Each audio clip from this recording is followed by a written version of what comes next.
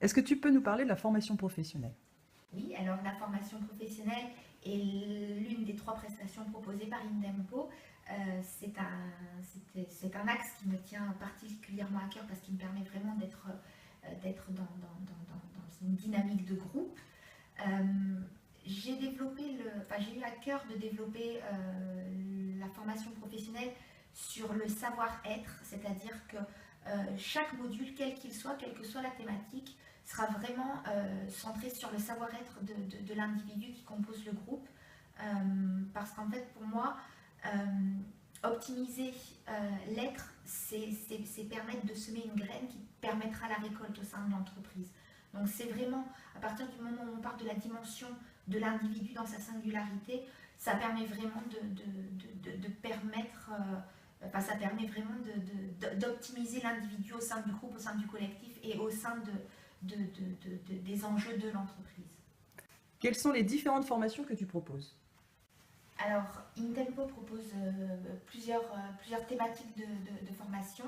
Donc, il y a les techniques de communication, les techniques de négociation et de médiation, le management, la réussite du changement, les pratiques de l'écrit, la gestion des conflits, la gestion du stress, la conduite de réunion et tout ce qui a trait à l'humain en fait. C'est-à-dire que j'ai à cœur de développer au sein de Intempo une gamme de prestations de formation qui est vraiment centrée sur l'humain, sur le savoir-être qui permet le déploiement du savoir-faire. C'est-à-dire que la source et la ressource se trouvent dans l'être et là-dedans c'est important de redonner du sens à l'être au sein de son environnement de travail et de vie pour lui permettre de déployer justement ses compétences et ses savoir-faire. Est-ce que tu es en train de me dire que le savoir-faire dans l'entreprise dépend donc des différents savoir-être de chacun? Oui, c'est ma croyance.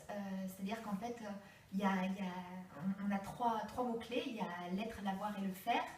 Et en fait, là-dedans, la ressource première et la ressource fondamentale de tout système, quel qu'il soit, est selon moi la dimension de l'être. Parce que si l'être est à sa juste place et dans sa juste posture, il permet de poser l'acte juste, c'est-à-dire le faire